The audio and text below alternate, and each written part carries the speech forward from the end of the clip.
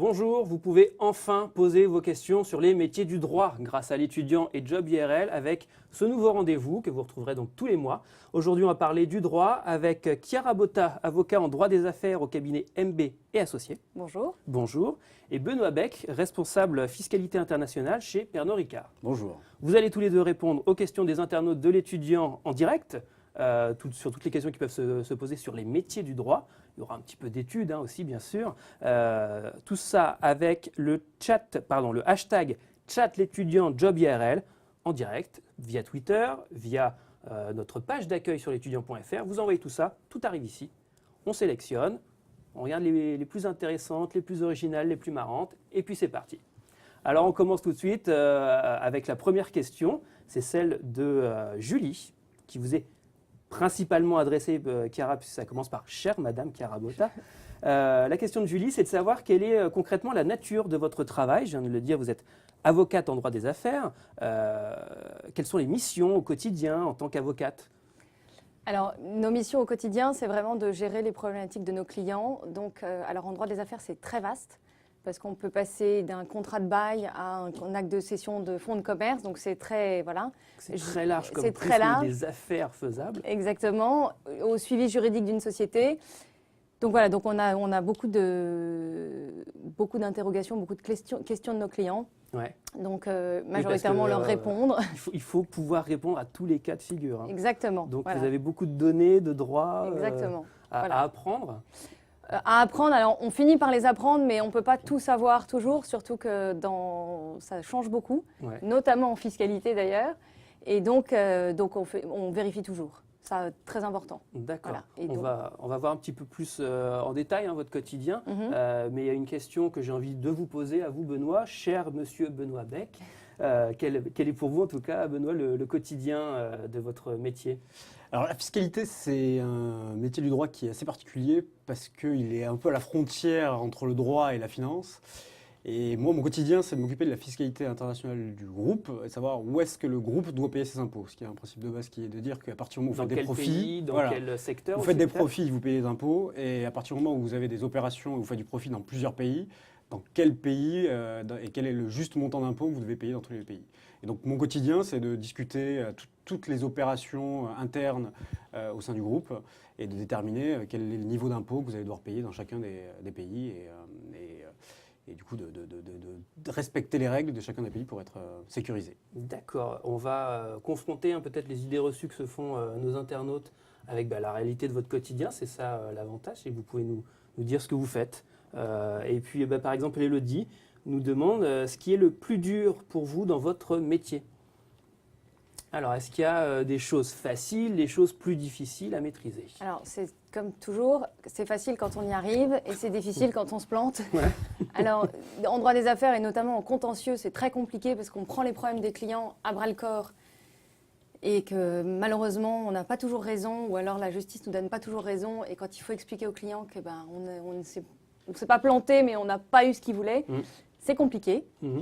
Et le plus facile, c'est effectivement quand on a tout bon toujours et qu'on maîtrise le sujet parfaitement et qu'on se donne... Le client, c'est plus difficile de le gérer quand ça ne s'est pas forcément bien passé. Oui. Même si vous maîtrisez votre dossier, c'est-à-dire que vous aviez quasiment tous les tenants, les aboutissants, mais la situation fait que c'est difficile. Exactement. Et puis c'est difficile de comprendre parfois qu'on perd. Ça dépend, et puis ça dépend surtout du... Alors, on n'a pas le même problème en conseil et en contentieux. Pour le coup, en conseil, on a un client qui vient nous poser une question, et notre rôle, c'est toujours de trouver une solution. C'est pas de dire si c'est faisable ou pas, c'est de dire on va y arriver. Voilà, on va y arriver. On ne sait peut-être pas de la manière dont vous y avez pensé, mais on va y arriver. En contentieux, on a affaire à des magistrats, des tierces personnes, et c'est après, une fois qu'on a fait notre métier du mieux qu'on pouvait, la décision ne dépend pas de nous. Puis comme le dit peut-être l'intitulé, il y a une opposition de point de vue là-dedans, donc il faudra ménager peut-être les deux parties. Exactement. Et pour vous, Benoît, la difficulté au quotidien, c'est quoi ? Alors, je partage tout à fait ce que vient de dire Chiara. La difficulté principale à l'entreprise, c'est que vous n'êtes pas le cœur de métier. Quand vous faites du droit, vous êtes une fonction qui est là pour aider le développement de l'entreprise et l'aider quand elle a des problèmes en fiscalité ou dans toutes les autres matières. Et du coup, parfois, dans des réorganisations au sein du groupe, vous avez l'avis fiscal, donc vous donnez votre point de vue fiscal, mais la trésorerie, qui est un autre département de la société, va donner son avis, le juridique, en droit des affaires, va donner son avis, et il peut y avoir des avis contraires. Et voilà, en entreprise, il faut savoir parfois faire des compromis. Et même si vous pensez que cette solution était la meilleure, c'est peut-être une autre solution qui va être choisie, parce que pour l'intérêt plus global de l'entreprise, on va s'asseoir un petit peu sur des problématiques fiscales pour développer d'autres points. Et ça, parfois, c'est des choses qu'en cabinet, on a moins, mais qui peuvent être frustrantes et donc parfois un peu difficiles à gérer au quotidien. Il faut se remettre en cause assez facilement, finalement. Il faut accepter que parfois, vous n'êtes pas l'objectif numéro un. Parfois, vous l'êtes, parce que les enjeux sont tels que vous êtes l'objectif numéro un. Mais parfois, dans d'autres opérations, ce ne sera pas vous. Et c'est quelque chose qu'il faut accepter. Parce qu'il y a plusieurs situations à gérer. Hein. On le dit, le côté fiscal, les affaires, le droit, j'imagine. Moi, je ne connais rien en tout cas de ce secteur. Donc, vous pouvez me faire l'éventail des différentes possibilités. Mais voilà, il faut que tout s'accorde pour que l'affaire soit réussie. Oui, c'est souvent plus compliqué, effectivement. Pas facile. Justement, quand on est jeune diplômé, vous l'avez été, vous avez commencé un moment pour en être là où vous êtes aujourd'hui. Quelles ont été les anecdotes les plus... Voilà, Caroline nous demande qu'est-ce qui a été le plus difficile à faire quand vous avez commencé votre métier. Est-ce qu'il y a eu une exigence, par exemple, de la part de vos patrons ?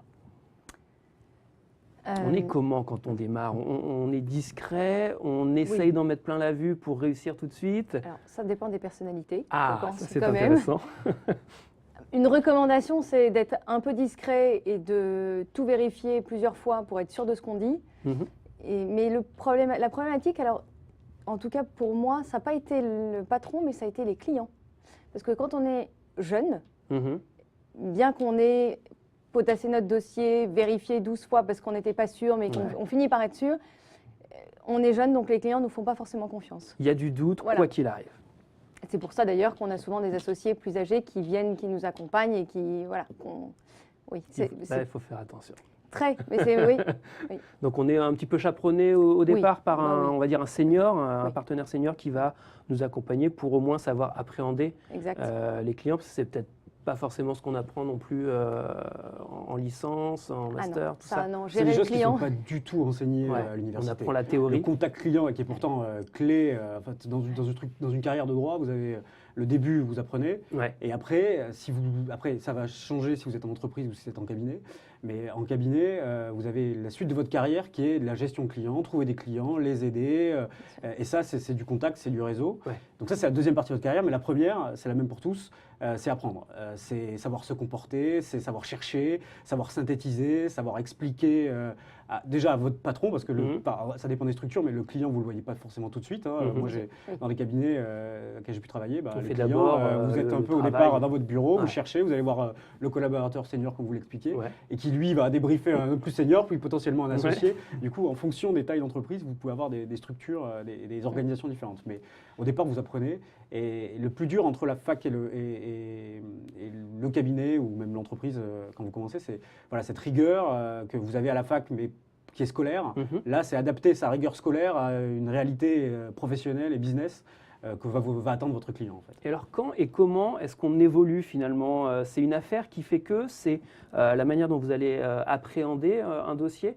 Qu'est-ce qui fait qu'à un moment, on vous donne les clés pour passer à l'étape suivante ? C'est l'expérience déjà. Encore une fois, c'est les structures, et je parle de cabinet, et Cara pourra aussi très bien en parler, mais en entreprise, c'est un peu différent. Mais en cabinet, vous avez la possibilité d'évoluer, vous avez plus ou moins des grades qui peuvent être installés, junior, senior, etc.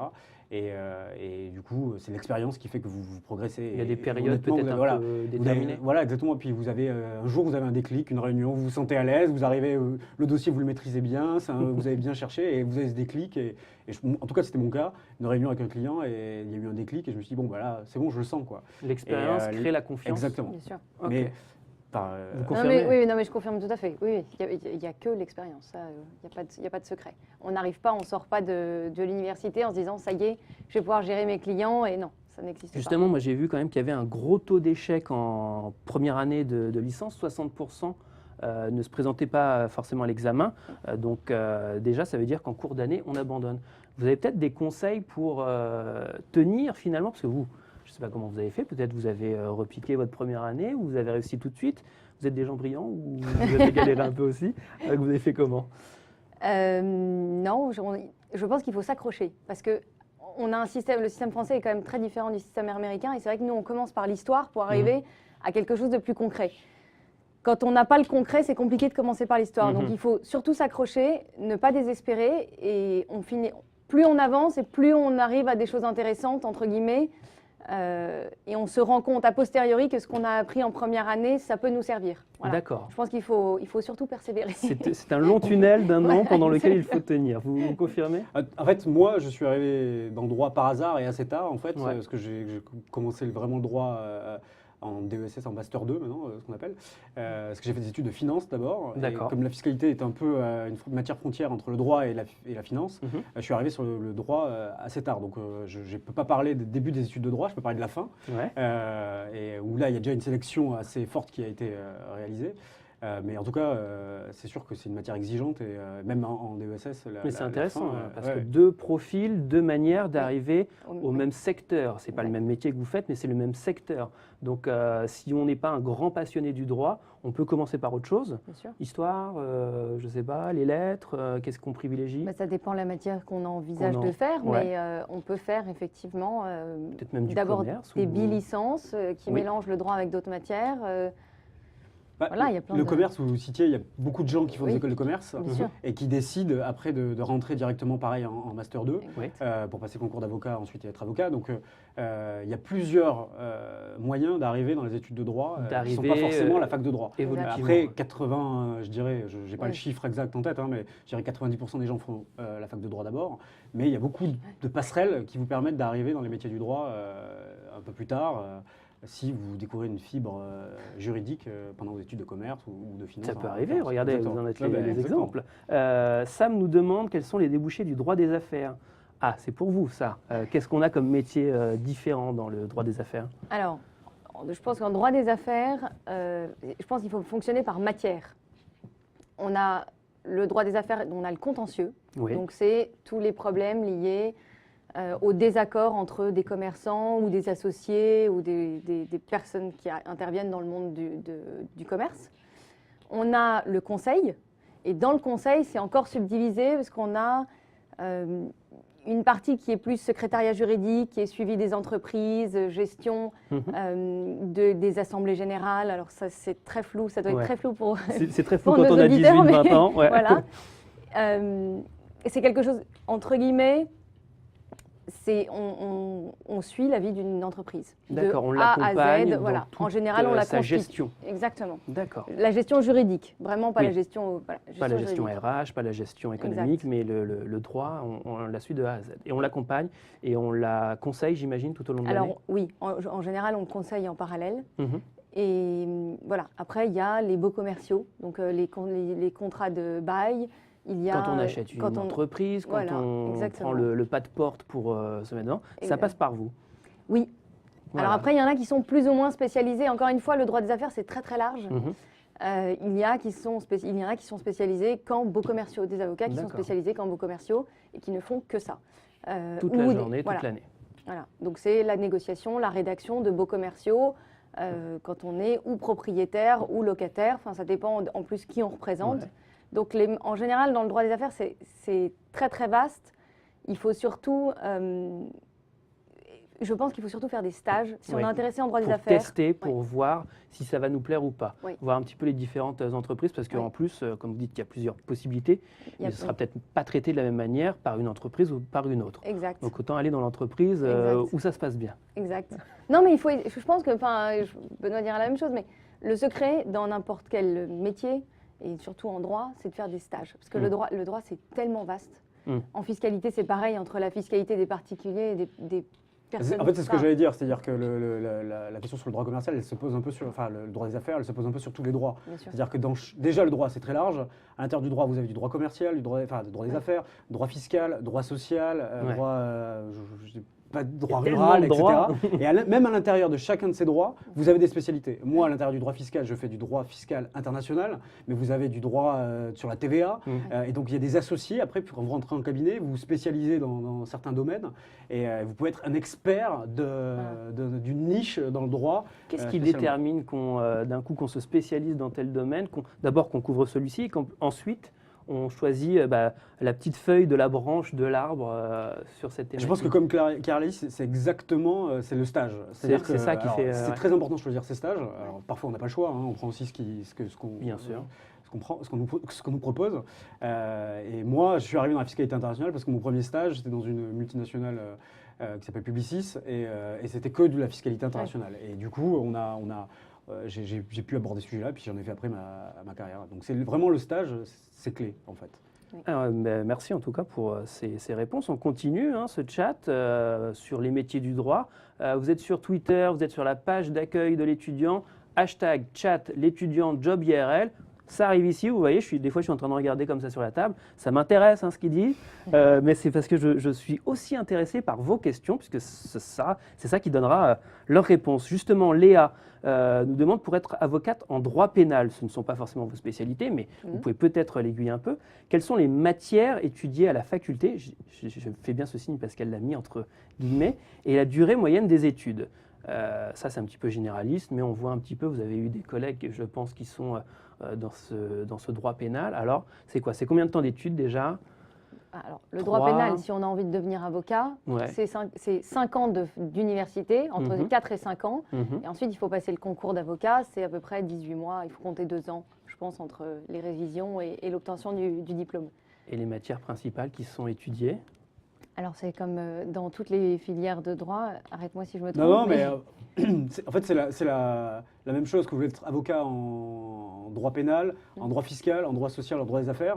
C'est le même métier, en fait. C'est le même concours. Donc, vous faites vos études de droit. Vous allez jusqu'en Master 2, je crois. Enfin, je crois que vous passez le concours d'avocat en Master 1. Ouais.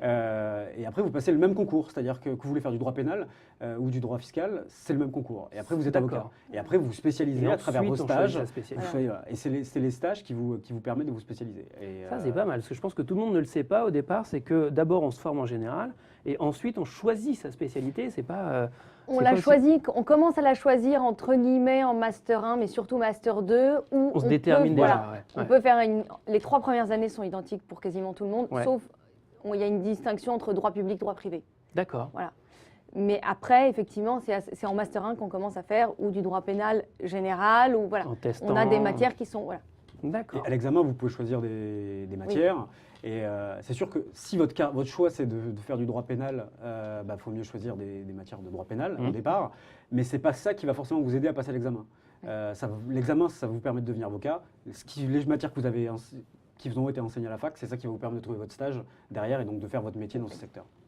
Cyril nous demande quel est le plus difficile dans le métier d'huissier de justice et s'il est aussi difficile d'y accéder à ce métier. Il y a beaucoup d'huissiers de justice en France?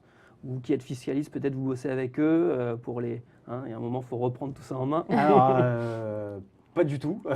Les huissiers de justice n'ont pas trop de rapport avec les fiscalistes, mais et j'avoue que j'ai pas beaucoup d'informations sur. D'accord, c'est un des métiers du droit. C'est un des métiers du droit. Je crois que c'est un concours, mais je suis même pas sûr. Qui serait différent de celui d'avocat, par exemple. Ça n'a rien à voir avec le concours d'avocat, ça c'est sûr. Et j'avoue que je ne sais pas du tout comment ça fonctionne. Moi non plus, mais il faut surtout s'enlever une idée reçue, c'est que l'huissier n'est pas là pour frapper à la porte et saisir les meubles. Alors, ça fait partie de son métier, mais ce n'est pas que ça. C'est pas que ça, contrairement à ce qu'on croit. Exactement. Voilà. C'est pas le monsieur qui vient sonner, qui a l'air désagréable et qui prend tout. C'est pas que ça. Il a bossé avant pour venir faire ça. Non, puis au-delà de ça, il fait plein d'autres choses. Voilà, c'est pas... Est-il difficile d'accéder, Mélanie nous demande, au métier de juriste spécialisé en droit social? Alors, vous le disiez, c'est différentes manières d'accéder à des métiers. Est-ce que, par exemple, celui-ci, il est plus difficile d'accès qu'un autre? Ou est-ce que, comme vous l'avez dit tout à l'heure, on se dirige progressivement vers ça? C'est pareil. Ouais, c'est le même principe. Tout à fait pareil. La grande différence, c'est que si vous voulez être juriste en entreprise, peu importe le domaine, vous n'avez pas forcément besoin de passer le concours d'avocat. C'est-à-dire que vous pouvez être embauché dans une entreprise sans avoir le concours d'avocat. Alors il faut que vous soyez utile à l'entreprise. Donc pour être utile à l'entreprise, il faut avoir des études dans le domaine pour lequel vous postulez. Mais il n'y a pas besoin de passer le concours d'avocat. C'est là la grande différence par rapport à travailler en cabinet. Et donc il n'y a pas de voie parfaite, mais il faut choisir à la base dans ses études des matières en droit social. D'accord. Julie nous demande si les stages sont faciles à trouver. Est-ce qu'il y en a des obligatoires dans la licence ou dans les masters? Non, malheureusement. Non, je pense que ça, rien d'obligatoire. Un grand problème dans notre formation, c'est que on a encore pour les avoir rencontrés, des avocats qui arrivent après avoir passé leur CAPA, qui font 6 mois de stage dans le cadre de leur formation à l'école des avocats et qui se rendent compte à ce moment-là qu'en fait, ce n'est pas du tout fait pour eux. Et donc, ils ont quand même fait 5 ans d'études, un concours qui est quand même difficile. Et ils se rendent compte et ils se disent mais c'est pas pour moi, c'est pas du tout pour moi. Donc qu'est-ce qu'on fait? On essaye de faire des stages l'été peut-être? Alors il faut faire des stages l'été, impérativement, ça je pense que pour n'importe quel métier même, mais d'autant plus pour le droit, oui, des stages. C'est le mieux. Alors, juste pour revenir à la question, est-ce que, je ne sais plus quelle était la question exactement. Alors je vais essayer de vous la retrouver parce que pendant ce temps-là, moi j'ai... Pardon. Les stages sont-ils faciles à trouver? Voilà, est-ce que c'est facile? Non, c'est pas évident. C'est comme pour tout, j'imagine, il faut montrer sa motivation. C'est aussi des connexions. Je ne parle pas ici de pistons, je parle vraiment de connexions, de gens qui, et notamment les stages quand vous êtes plus jeune, parce que, encore une fois, vous n'apportez pas beaucoup de valeur ajoutée quand vous êtes jeune. Donc, c'est au départ des stages d'observation, mais c'est clair que pour votre carrière, c'est important de faire des stages tôt parce que ça vous montre quelle est la réalité du métier. Et sans ça, vous pouvez vous tromper et faire des erreurs. Et même si on ne connaît personne, on va chercher quelqu'un qui connaît. Plus vous montez, il faut se connecter sur Job IRL pour aller chercher des stages. Exactement, et contacter les gens, le réseau, en fait, c'est extrêmement important. Et se renseigner, et montrer qu'on est motivé, c'est aussi prendre des contacts et essayer de trouver des stages déjà plus pour le futur. Et le plus tôt possible, dès qu'on a une idée, même de ces études, j'allais dire de ce métier, mais même des études qu'on veut faire, on peut faire un premier stage dès la fin de la première année, quoi. Ah oui, moi j'avais commencé, à titre personnel, j'ai commencé avant de commencer mes études de droit. Et c'est ce qui m'a déterminé à faire des études de droit. Et ce qui m'a aussi fait oublier mes 3 premières années de fac. Voilà. Ça passe plus vite comme ça, on reste motivé. Elisa nous demande si on peut faire du droit avec un bac S. Oui, non, c'est aussi simple que ça. J'ai un bac S. Voilà. Non. Mais Benoît, on est un moi, j'ai un bac exemple. S option maths et je suis quand même. Et ce sont souvent les meilleurs juristes, les S. Parce qu'ils ont le côté scientifique rigoureux. Oui. Jérémy nous demande si en fiscalité internationale, alors là, si ce n'est pas pour vous, je ne comprends pas. Merci Jérémy. Il faut choisir les matières de droit international privé et de droit européen en Master 1 ou si on peut se spécialiser après le Master 2. Vous disiez, il y a déjà des options qui se jouent Master 1. Il y a déjà des options qui se jouent avant dès le Master 1 et du coup, moi je recommande, si vous voulez faire du droit international, de vous spécialiser le plus tôt possible en fait. Après, le droit international, c'est aussi très très large parce que vous pouvez faire du droit fiscal international, du droit commercial international. Le côté international, c'est bien et après, ça se prête pas à tous les droits parce que le droit, c'est quand même très français, spécifique par pays. Donc, chacun a ses règles. Il y a parfois des règles qui sont internationales et de fonctionnement entre les droits, de hiérarchie entre les droits selon les domaines. Mais voilà, c'est quelque chose de très important et d'anticiper le plus tôt possible. Corentin nous demande si un avocat spécialisé dans une branche, par exemple le droit des affaires, au grand hasard, ne pourra traiter que des affaires de droit des affaires. Ou est-ce qu'il pourra aller dans d'autres domaines? Alors, ça, n'hésitez pas à dire que ça peut être complexe. C'est un grand principe de notre profession, c'est qu'on ne fait pas ce qu'on ne sait pas faire. Parce que d'abord, on n'est pas sûr de ce qu'on fait, donc on ne prend pas le risque pour le client. Et ensuite, effectivement, ça serait dommage de se tromper parce que voilà. C'est ça, autant on se forme et on travaille dans un domaine, c'est pour être assez pointu et référent dans ce domaine, c'est pas pour aller travailler chez quelqu'un d'autre, quoi. Alors après, il y en a qui sont spécialisés effectivement en baux commerciaux, en rachat de fonds de commerce ou en cession ou en fusion-acquisition. Donc des avocats qui sont spécialisés là-dedans, qui touchent, c'est quand même du domaine du droit des affaires. Donc effectivement, celui qui fait des fusions-acquisitions peut faire aussi d'autres choses parce que ça reste dans le même domaine. Mais voilà, il faut quand même faire attention. Quand on a une spécialité, on ne s'amuse pas à faire... Enfin, moi, je ne me verrais pas faire du droit social. Tous les 2 ans pour faire une carrière très riche, en tout cas. Après, il y a des avocats qui peuvent le faire. Mais moi, en tant que client, je donne ma vision en tant que client qui suit l'entreprise et donc qui fait appel à des avocats parfois sur des domaines. J'ai envie d'avoir quelqu'un qui est spécialisé dans ce domaine et qui ne me dit pas « je sais » alors qu'il va juste chercher dans un code. Si c'est ça, je sais le faire. Moi, je veux quelqu'un qui a de l'expérience, qui sait ce qu'il fait. Donc voilà, il y a des avocats généralistes. Mais moi, je pense qu'en tant que client, je préfère un avocat spécialisé. Voilà. Corentin a une deuxième question. Il nous dit, est-ce qu'il y a des secteurs qui sont bouchés dans le droit? Est-ce qu'il y en a qui sont en pleine expansion? Est-ce qu'il y en a qui recrutent moins? Qu'est-ce qui détermine ça? Alors, il y a une... Alors là, vraiment, je parle, mais je ne suis pas certaine de mes propos. Mais je crois qu'il y a un domaine qui est en pleine expansion, c'est les nouvelles technologies. Mhm. Donc, Ça explose, ça, ne serait-ce voilà. que du C'est côté une- des droits ouais. à gérer, tout ça, là, il y a du monde. Ouais. Hein. Il y a tout un débat sur les données personnelles, Voilà, et c'est tout exactement. nouveau en fait. Et Ouais. comment on les protège, comment on doit les protéger, est-ce qu'on doit les protéger, est-ce qu'on doit protéger les gens. Enfin, il y a tout un tas de nouveaux sujets qui n'existaient pas en fait. Donc c'est un droit qui évolue très très vite Mhm. et qui est très porteur. Oui, parce qu'en plus, non seulement vous vous formez pendant des années sur des sujets, mais en plus, il faut être évolutif avec son temps. Exactement. Ah bah ça, Il faut on- savoir s'accorder à tout ce qui sort au fur et à mesure. Et Donc là, surtout sur en la fiscalité, technologie, parce que ça change quand même en ce moment. Tous les ans, en fait, tous Tous les les ans, ans, vous avez oui. une nouvelle, Tous les qu'on ans, appelle la vous loi de avez- finances, Ouais. qui explique les nouvelles règles de l'année, qui peuvent Voilà. changer d'une année sur l'autre, de manière rétroactive ou c'est vrai pas. que vous passez un très mauvais week-end. Ah quand bah, vous à avez- chaque fois qu'on reçoit le projet de loi, j'espère que ça va pas passer, parce que ça change tout. ça change tout. On a fait quelque chose juste avant sur une autre règle, donc il ne faut pas du tout que ça passe. Donc voilà. Mais non, c'est voilà. Et les bouchers, des secteurs bouchers, il y en a aussi quelques-uns. Je ne suis pas un expert, mais en propriété intellectuelle, je sais qu'il y a beaucoup de monde parce que c'est un domaine du droit qui est assez intéressant, la protection des marques, des brevets. Et je sais que pour trouver des stages dans ces domaines-là, c'est difficile.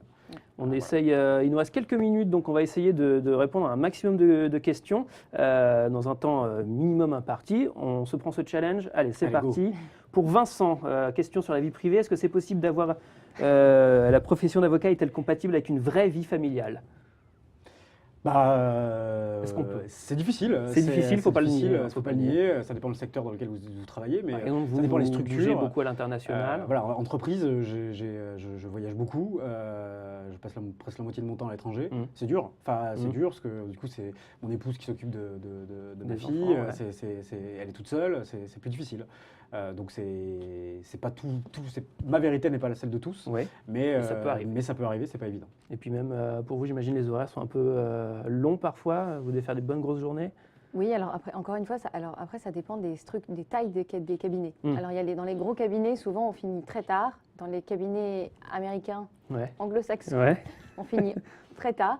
Ou le Et droit après- en lui-même a moins vos chapitres peut-être, c'est ça? Non, Non, non, c'est mais pas ça. je pense, en fonction de la structuration du cabinet, de la taille du cabinet. En plus, souvent, quand on travaille à l'international, il y a des décalages horaires, donc forcément, on finit plus tard. En tout cas, en ce qui me concerne, mes horaires ne sont pas dramatiques. Je Alors commence vers justement, 9h30. pendant que vous répondez, Paul vous dit, est-ce que c'est envisageable de faire 35 heures dans cette profession? Ah non, ça, il faut. Non, Voilà, il faut, là, on est non, clair, hein. non, enfin, Ah non, non, il faut changer de c'est voie. sûr que non. Voilà, on a des questions sur le temps et sur la motivation. Elles sont très nombreuses, donc on va peut-être pouvoir répondre. On n'est pas là pour compter ses heures au minimum, j'imagine, et on n'est pas là non plus pour essayer enfin, pour pas faire grand-chose de sa journée. On n'est pas là pour consulter des vidéos sur Internet, j'imagine. Ah hein. non. On n'a pas le temps. Il Non. faut et peut-être être motivé en plus quand on se présente et le rester. Bah, c'est clé. Enfin, c'est un métier un peu passion en fait. Je pense que si vous arrivez là. Vous pouvez arriver là par hasard, mais vous n'y restez pas Mm. si ça ne vous plaît pas Mm. et si vous n'êtes pas motivé par ce que vous faites. Mm. Et après, ça dépend encore des structures, hein, mais que ce soit cabinet ou entreprise, voilà, c'est un métier qui est un métier à temps plein. Quoi. On a sur le site de l'étudiant, on a rencontré plusieurs avocats, jeunes diplômés. On a Jules Lecoeur, avocat chez Allen Overy, qui dit qu'il faut avoir de la rigueur, de la réactivité, de la curiosité. Ils sont nombreux dans son cas à nous avoir dit qu'il faut avoir des qualités voilà, quand même assez costaudes. Faute volontairement réalisée à l'oral. Quelles sont pour vous les qualités indispensables pour être avocat? Moi, je dirais avocat ou Dans le droit, dans le droit, pardon, en ouais, fait. pardon. Pour moi, la qualité, je vais en citer qu'une, c'est la rigueur. C'est-à-dire La que rigueur, c'est le vous ne plus pouvez pas vous important. permettre de rater quelque chose. Quand vous conseillez un client, quand vous conseillez, même au sein d'une entreprise, de mettre en place quelque chose, il faut avoir tout vérifié. Et si vous n'avez pas cette rigueur, je trouve que vous n'êtes pas fait. Il ne faut pas faire ce métier. Si Ouais. vous n'êtes pas rigoureux, il ne faut pas faire du droit. Et peut-être pour rassurer quand même nos jeunes amis qui se lanceraient dans de longues études avant d'arriver dans le métier, quelle est l'insertion professionnelle de ce métier, de ce secteur? Est-ce qu'elle est bonne? Ou est-ce que vous avez galéré, vous, en sortant de vos études, pour trouver du travail, par exemple? Enfin, je n'ai pas galéré. En revanche, je sais que on est très nombreux. Mm. Et aujourd'hui, il y a 1600 avocats quasiment qui sortent par an à Paris. Mhm. Donc les places sont de plus en plus rares. Oui, ça, il faut faire attention. Oui. Il faut être conscient de ça. Oui. Je pense qu'il faut vraiment essayer de choisir sa spécialité. On a dit tout à l'heure Oui. qu'il y avait des spécialités qui étaient plus ou moins bouchées. Je pense que c'est important de choisir une spécialité au quai de l'avenir et où on aura la possibilité de trouver des stages et derrière un contrat de collaboration ou une place dans une entreprise, c'est sûr. Dès le départ, il faut se poser cette question. Par exemple, peut-être comme Laure qui dit quel est l'intérêt d'une bilicence. Peut-être pouvoir ouvrir justement le prisme si ça ne nous plaît pas trop Oui. au niveau du droit. La bilicence, notamment, alors il y avait sur l'art, Ouais. la bilicence droit histoire de l'art, c'est effectivement, on peut être avocat et conseiller les artistes en droit d'auteur ou en patrimoine, enfin, il y a pas mal de domaines dans lesquels on peut être avocat spécialisé en art, mais il y a aussi d'autres métiers comme commissaire-priseur, et d'autres métiers qui ne sont pas avocats et qui sont tout à fait liés à l'art et qui nécessitent des compétences et des connaissances en droit. Quand on est dans le droit, on n'est pas forcément un Non. geek du droit, Non. on peut aussi avoir des hobbies, de la passion qui Oui. s'expriment Bien dans sûr. son métier. Avant qu'on se quitte, car comme le dit l'expression, le temps imparti qui nous était accordé arrive à sa fin, est-ce que vous avez un conseil, Benoît, Chiara, plusieurs conseils, parce que ça peut toujours être des petits conseils pour nos jeunes internautes qui voudraient suivre votre voie? Quel serait le top 3, le top 5, je ne sais quoi, des petits conseils que vous pouvez leur donner? Non, comme le dit Chiara, je pense que la chose la plus importante quand on est étudiant et jeune, c'est de trouver des stages. Commencer le plus tôt, parce que plus vous allez avancer, plus on va vous demander d'apporter de la valeur ajoutée. Et cette valeur ajoutée, vous l'apprenez à la fac, mais vous l'apprenez surtout En expérience. Ah, bah, bien sûr. Et ça, c'est mon conseil numéro 1, c'est essayer de trouver des stages, essayer de montrer que vous êtes motivé. Et ces stages, vous les trouvez par les contacts et en montrant que vous êtes motivé. On est réveillé, on y va. Pareil pour vous, Chiara? Oui, et ne surtout pas faire de droit par dépit. Parce que c'est un métier qui peut, quand on le fait par dépit, peut rendre malheureux. Parce que, surtout quand on est avocat, parce qu'on gère beaucoup de problèmes et par dépit, ça ne marche pas. Ça marche Non. jamais, Non, on ça est marche d'accord. Puis on ne s'inscrit pas non plus dans le droit parce qu'on a vu des séries américaines, c'est pas Non, ça. non. Non, Non, en et- tout cas, pas en droit fiscal. Pas en droit fiscal. À quand un héros de série qui Mais soit peut-être, je demande avocat que en ça. droit fiscal? Ça, ce serait très bien. Non, non, non, surtout pas. On ne va pas à la fac de droit parce qu'on ne sait pas quoi faire. Enfin, Ouais. c'est dommage. C'est pas un choix par défaut, Non, c'est faut un bien le choix réfléchir. par rapport, voilà, comme vous le disiez, aux premières expériences, aux premiers stages. Oui. Donc bah, voilà, on va leur donner le conseil, chercher un stage tout de suite, Voilà. peut-être pour l'été. Et chercher un stage, oui, mais surtout observer dans ces premiers stages. Il ne faut pas vouloir faire quelque chose, mais il faut surtout observer, voir la manière. Regarder ce qui se passe, pas vouloir être actif à tout Voilà, prix. exactement. Ben, merci à vous deux pour toutes ces réponses, c'était riche. J'espère qu'on aura l'occasion de refaire un échange avec vous et nos internautes, parce que ça a été super plein d'informations, comme on dit. Merci à vous de nous avoir suivis avec Job IRL. Allez sur Job IRL pour créer votre réseau et puis allez sur l'étudiant pour avoir toutes les infos pour vos études dans le droit. Rendez-vous le mois prochain en décembre pour parler des métiers du marketing avec l'étudiant et Job IRL. Bonne soirée.